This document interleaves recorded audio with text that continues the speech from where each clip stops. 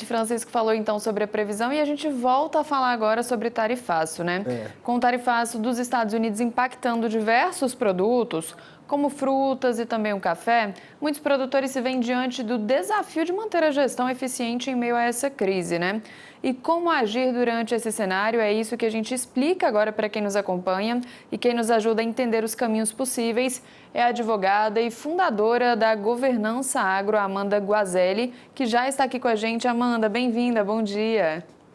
Obrigada, é um prazer estar aqui com vocês, embora o assunto seja um tanto delicado, né? Pois é aí que a gente precisa mesmo da sua análise, viu? Como manter uma boa gestão em tempos de tarifaço, né? Dá uma luz aí para quem nos acompanha por aqui.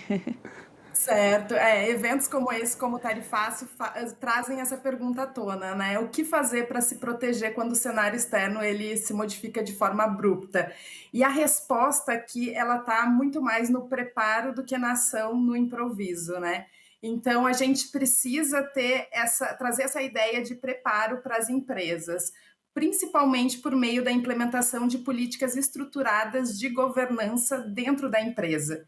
É a governança que constrói essa capacidade de resposta da empresa para fatores externos como esse. Então, ela define os fóruns de decisão, define como que as informações críticas circulam dentro da empresa, qual é o tempo de reação a isso. Então, o mais importante aqui, e talvez o principal sinal que o tarifaço traga, é para esse olhar interno para as empresas.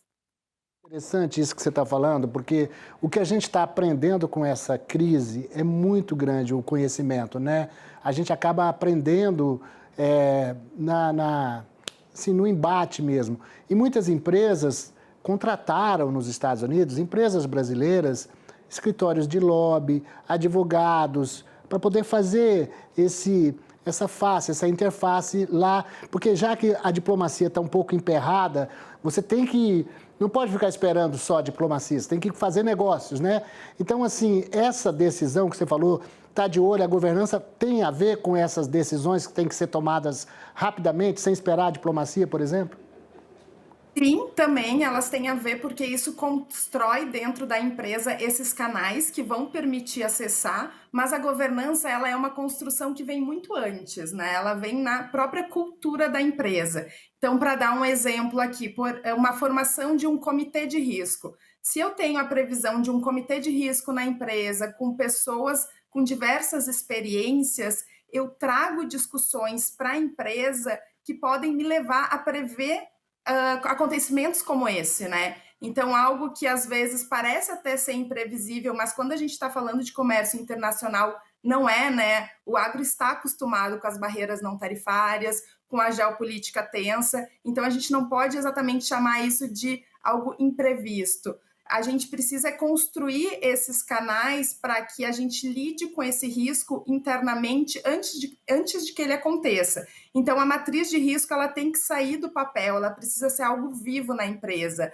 Às vezes, o risco ele não está só no mercado, ele está dentro da empresa. Se a gente pensar que a empresa desenvolve uma monocultura, que ela tem só um país comprador, só um canal de vendas, isso tudo traz risco para dentro da empresa. Então, eu preciso que essas decisões sejam tomadas de forma estratégica, porque aí eu sei mensurar o risco que isso traz e também alternativas para que, se ele aconteça, eu tenha formas de minimizar. Então, eu tenho outras possibilidades de canais compradores, ou eu tenho uma outra cultura que, nesse momento, consegue sustentar o meu negócio e eu não tenho um impacto tão grande como eu teria se eu tivesse uma monocultura. São esses tipos de decisões que as empresas precisam internalizar e aí elas devem ser tomadas muito antes desse evento acontecer. Agora, são tomadas umas medidas mais de improviso ou até elas já podiam ser desenhadas na empresa e a empresa tem um tempo de reação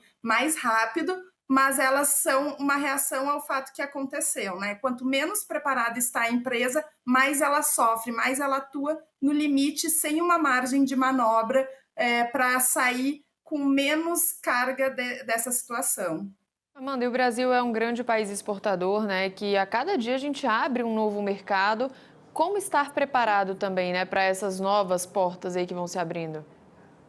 Exatamente. É preciso estudar muito bem isso, né? E na empresa se estruturar de uma forma, como eu estava falando, para não ficar dependente, talvez, de um mercado só, ou se ficar, ter formas de manobrar essa dependência, né? Então, ter um desenvolvimento também no mercado interno, não só no externo, principalmente quando a gente ainda não tem muito conhecimento ou a gente sabe de algumas tensões geopolíticas que podem estar envolvidas. Então, a diversificação pode ser uma resposta, né? Diversificação de cultura, diversificação de comprador, canal.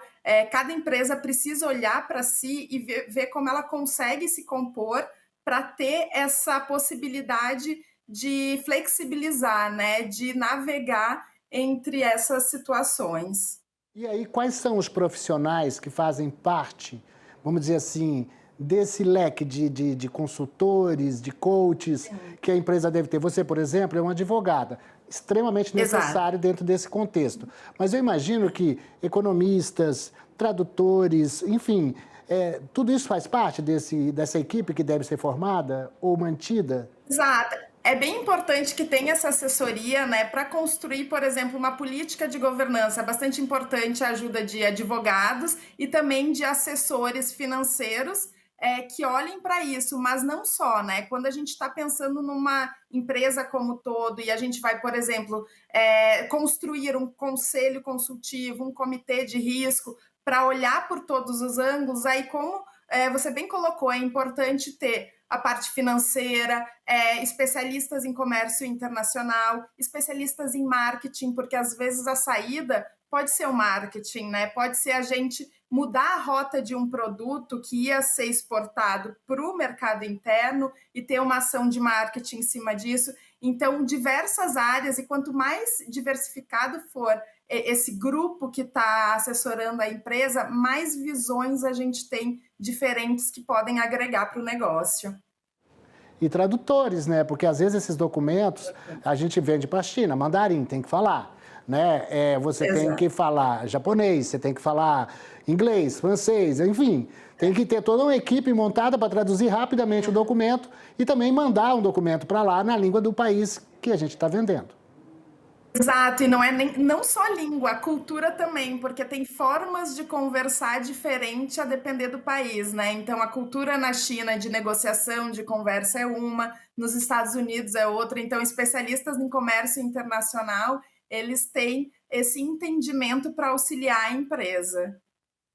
Num país desse, eu mandar uma comunicação errada pode até atrapalhar o negócio inteiro, né? A forma como você cumprimenta, qual é a mão que você vai entregar. Então, tudo isso, né? Às vezes você tem que engolir sapo literalmente, né, Carol? É isso. Às vezes na mesa, certo? Exatamente. Tem que estar preparado para isso. Amanda, a gente gostou de ver você aqui. Venha mais vezes para falar. Estou super à disposição, adorei bater esse papo com vocês aqui. Acho importante esse convite ao setor para revisar as estruturas internas, para a gente falar mais de governança. É um tema que eu adoro, eu estou sempre à disposição, que eu puder ajudar, só me chamar. E só para finalizar, você está otimista? Você acha que a gente vai sair melhor disso? Que aprendizado que a gente tira disso, hein?